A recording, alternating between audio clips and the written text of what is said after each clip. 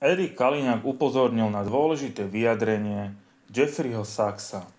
Europoslanec Kaliňák vo videu na sociálnej sieti Facebook vybral niekoľko nepopulárnych názorov popredného amerického ekonóma a odborníka na medzinárodnú politiku Jeffreyho Sachsa, ktorého prezentoval na nedávnej debate so študentami univerzite v Cambridge. Americký ekonóm Jeffrey Sachs pôsobí ako poradca OSN v otázkach rozvojových cieľov a v medzinárodnej politike pôsobí už viac ako 30 rokov.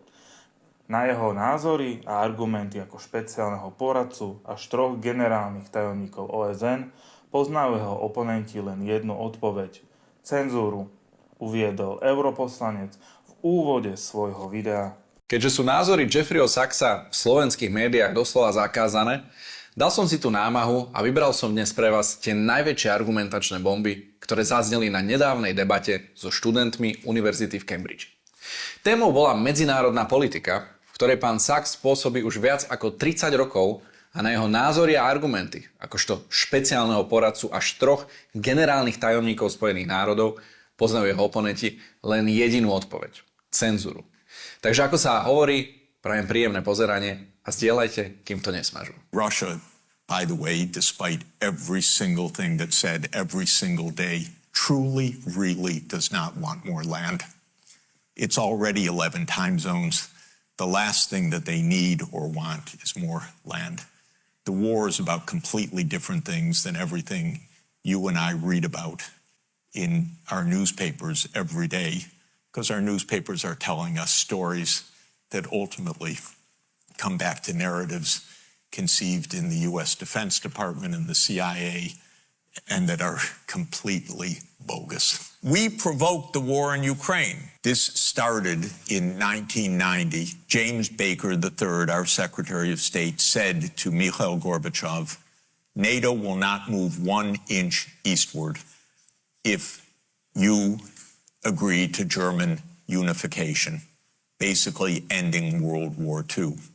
And Gorbachev said that's very important. Yes, NATO doesn't move, and we agreed to German unification.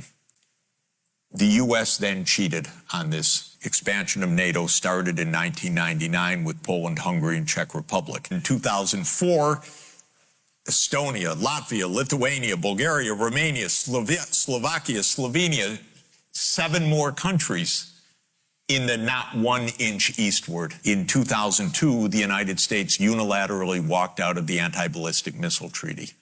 This was probably the most decisive event, never discussed in this context. But what it did was trigger the U.S. putting in missile systems in Eastern Europe that Russia views as a dire, direct threat to national security by making possible a decapitation strike of missiles that are a few minutes away from Moscow. In 2009, Yanukovych won the election and he became president in 2010 on the basis of neutrality for Ukraine. That calmed things down because the U.S. was pushing NATO, but the people of Ukraine on the opinion polls didn't even want to be in NATO. They knew that the country is divided between ethnic Ukrainian, ethnic Russian. What do we want with this? We want to stay away from your problems. So in February 22nd, 2014, the United States participated actively in the overthrow of Yanukovych. A typical U.S. regime change operation, have no doubt about it. And the Russians did us a favor. They intercepted a really ugly call between Victoria Nuland and the U.S. ambassador to Ukraine, Jeffrey Piat, who was a senior State Department official till today. And they talked about regime change. They said, who's going to be the next government? Why don't we pick this one? No, Klitschko shouldn't go in. It should be Yatsenuk. Yes, it was Yatsenuk. And we'll get the big guy, Biden, to come in and do an attaboy, they say, pat him on the back. It's great. So they made the new government. All of this is to say the U.S. kept rejecting the basic idea, don't expand NATO to Russia's border in a context where we're putting in goddamn missile systems. On December 15th, 2021, Putin put on the table a draft Russia-U.S. security agreement. You can find it online. The basis of it is no NATO enlargement. I called the White House, begging them, take the negotiations. Putin's offered something, avoid this war. Oh, Jeff, there's not going to be a war. Announce that NATO's not going to enlarge. Oh, don't worry, NATO's not going to enlarge. I said, oh, you're going to have a war over something that's not going to happen?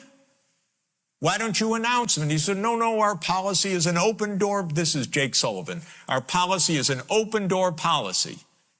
Open door for NATO enlargement. That is under the category of bullshit, by the way. You don't have your right to put your military bases anywhere you want and expect peace in this world. You have to have some prudence. There's no such thing as an open door that we're going to be there and we're going to put our missile systems there and that's our right. There's no right to that. We declared in 1823, Europeans don't come to the Western Hemisphere. That's the Monroe Doctrine. The whole Western Hemisphere, after all. Okay, anyway, they turned down the negotiations. Then the special military operation started, and 5 days later, Zelensky says, okay, neutrality. And then the Turks said, we'll mediate this. And I flew to Ankara to discuss it with the Turkish negotiators because I wanted to hear exactly what was going on. So what was going on was they reached an agreement with a few odds and ends. And then the United States and Britain said, no way, you guys fight on. We got your back. We don't have your front, you're all gonna die.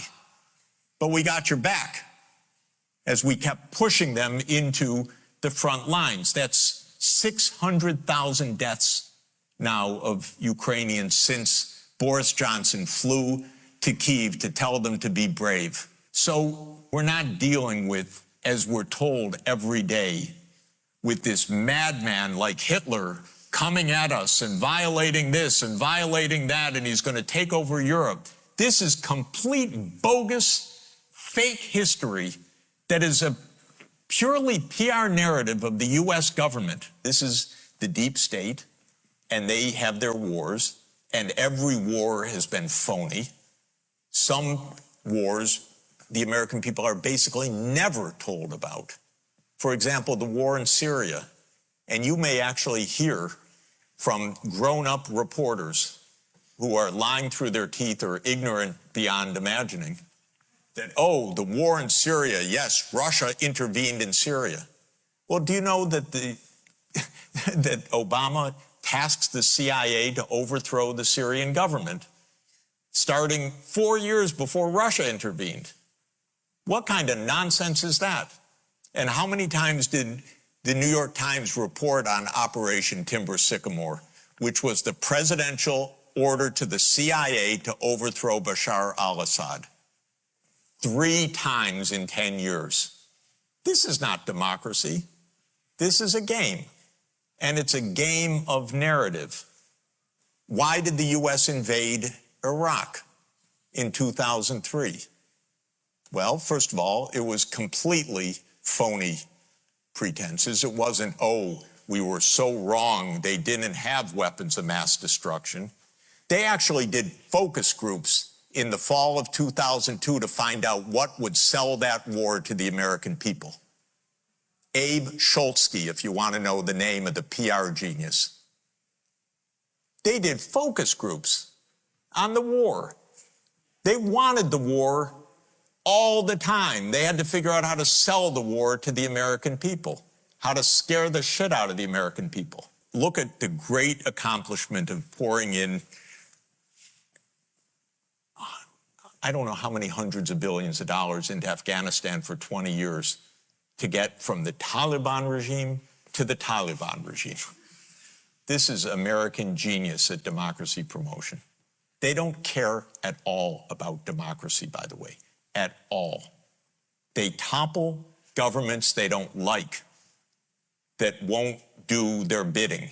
They topple democracies if they don't like them. They'll topple anybody that they don't like. That's how it's worked all along. They never said, oh, we can't topple Mossadegh in 1953. He's a democratic government. No, they toppled the democratic government in Iran and put in a police state, which led to wonderful long-term relations with Iran because they really love the American people for that. So this is not about democracy. This is a game, and it's a terrible game, and it's a secret game, and it's played by the CIA, which is the most important agency in the United States.